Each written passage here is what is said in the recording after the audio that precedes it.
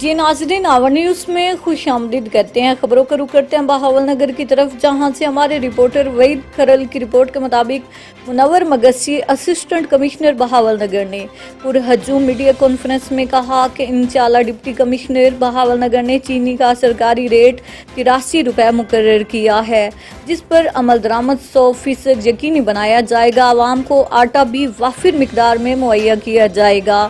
جو دکاندار عوام کو لوٹنے اور سرکاری نرخوں سے زائد ریٹ وصول کرے گا، جیل کی ہوا کھائے گا۔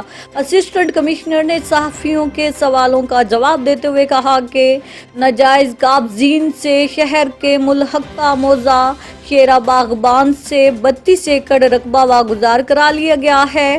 کسی بھی بااثر قبضہ گروپ کو سرکاری املاک ہرگز ہڑپ نہیں کرنے دیں گے۔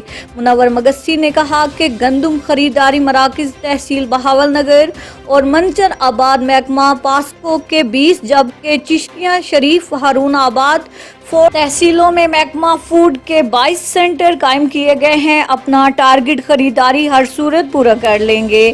منور مگسی نے کہا کہ انکروچمنٹ پر سختی سے عمل شروع ہے، 1 انچ بھی سرکار جگہ کسی کے پاس نہیں چھوڑے گی۔ انہوں نے مزید کہا کہ عنقریب شہر بھر اور دیہی آبادیوں میں اپنے گھروں کے سامنے گلیوں میں تھڑے بنانے والوں کے خلاف بھی ایکشن لیا جائے گا۔